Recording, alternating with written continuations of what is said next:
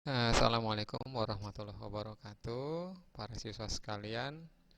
Jumpa lagi dalam mata pelajaran muatan lokal, itu teknik pengolahan kelapa sawit. Kalau minggu lalu kita udah membahas sampai ke stasiun perebusan ya. Nah, hari ini kita akan lanjut ke stasiun penebahan atau threshing station. Apa fungsi atau kegunaan dari bagian stasiun tracing station ini? Itu fungsinya adalah melepas ya, melepas brondolan dari janjangannya. Nih, brondolan dari janjangannya. Jadi kalau kita lihat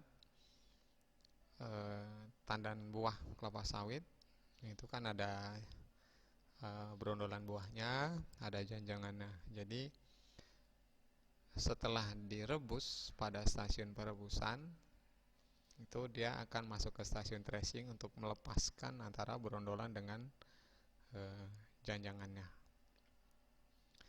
Oke, pada stasiun penebahan atau tracing station ada beberapa alat yang digunakan. Itu yang pertama alat penuang atau tipler.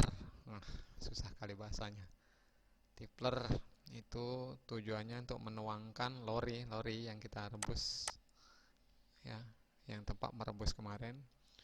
Itu yang berisi buah atau TBS yang sudah direbus dituangkan ke bunch conveyor. Nah, bunch conveyor ini tujuannya adalah sebagai alat angkut tandan buah yang sudah direbus untuk diangkut ke dalam mesin thresher atau mesin penebah. Jadi alat pertama adalah alat namanya tipler. Nih. Jadi ini lori-lori kemarin ini.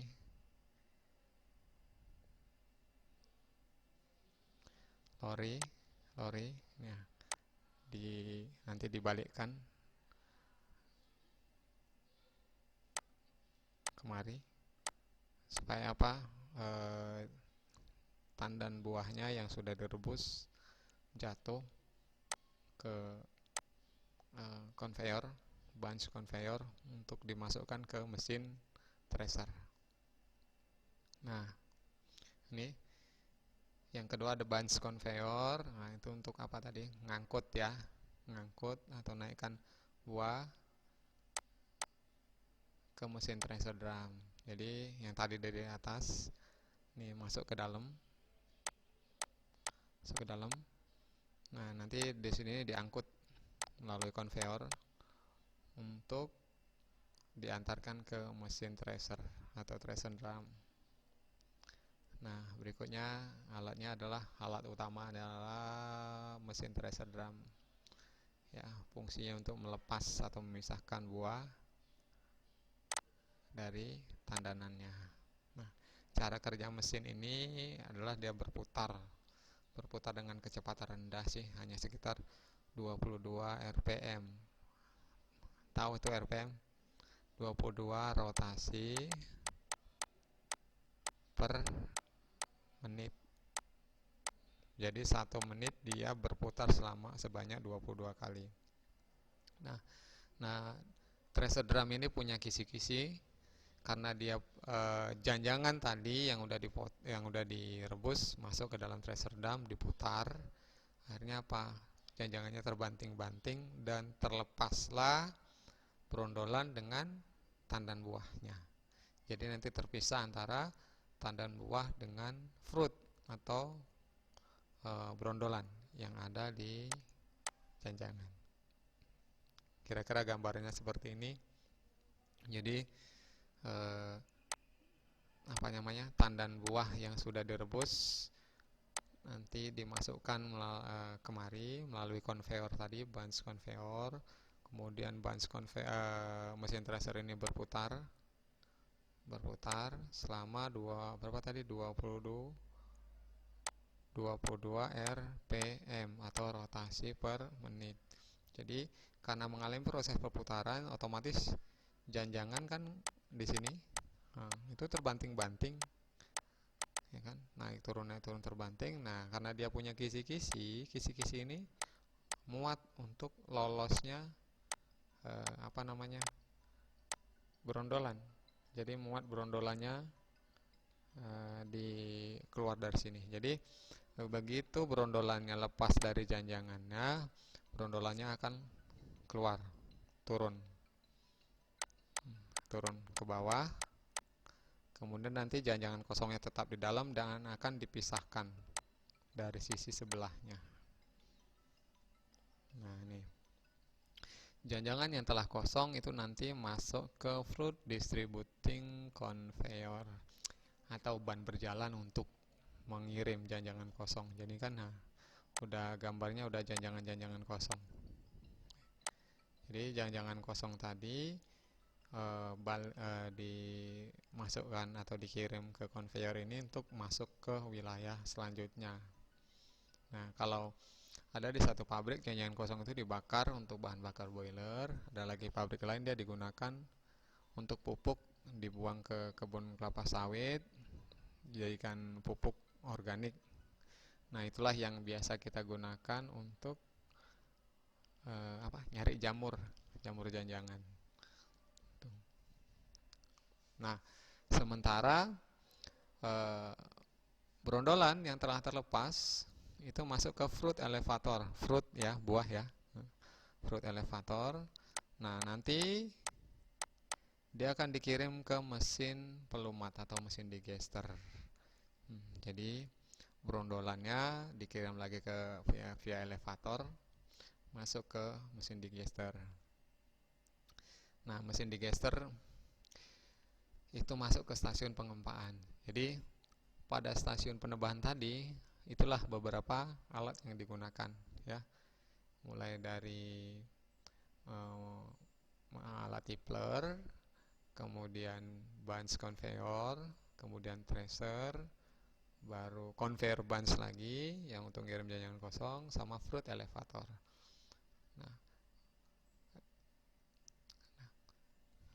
kemudian masuk ke stasiun pengempaan. Di stasiun pengempaan tujuannya adalah untuk mengepres atau memeras sehingga keluar minyak dari buah sawit ya.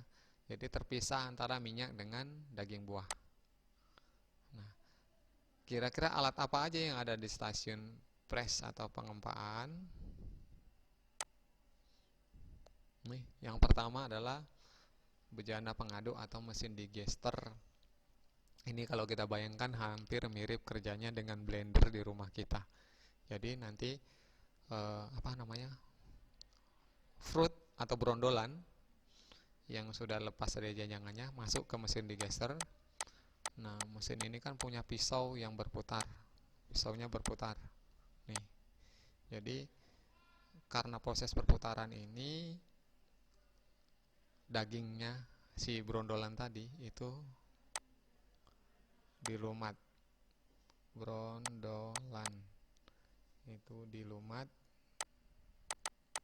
atau istilahnya di blender lah ya kalau sama sekolah di rumah kita, dilumat atau di blender sampai dia daging buahnya lembut tapi bijinya nggak terpecah.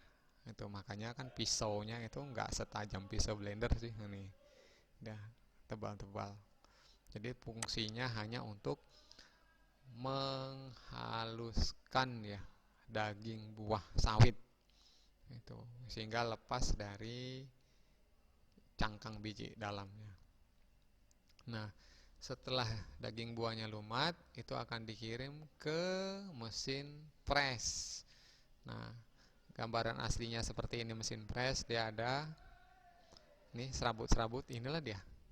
Jadi daging buah yang sudah dilumat di mesin digester masuk ke mesin press, diperas sehingga minyaknya lepas di bagian bawah. Nah, konstruksi mesin press seperti ini dia punya namanya ulir ya.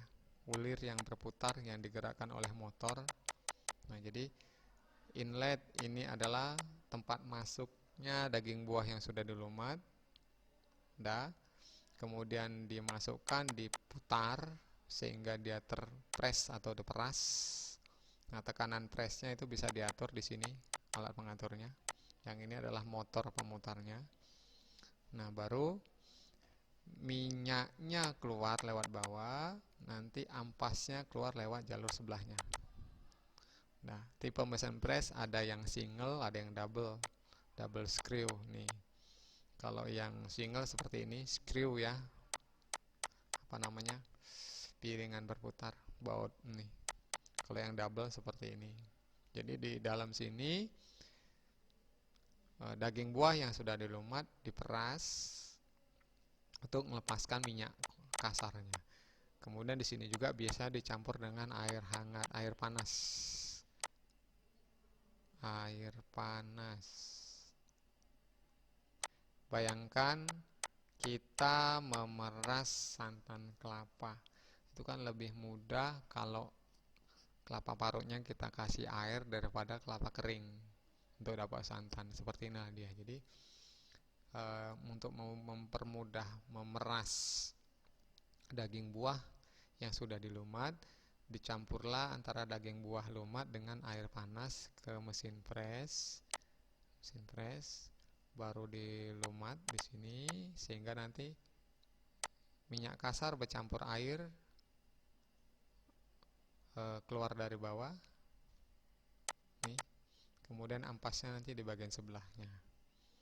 Oke, nah berikutnya berarti yang kita lanjutkan adalah di sini hasilnya ada dua ya, ada output bentuk minyak kasar, kemudian output adalah ampas plus biji kelapa sawit yang belum pecah.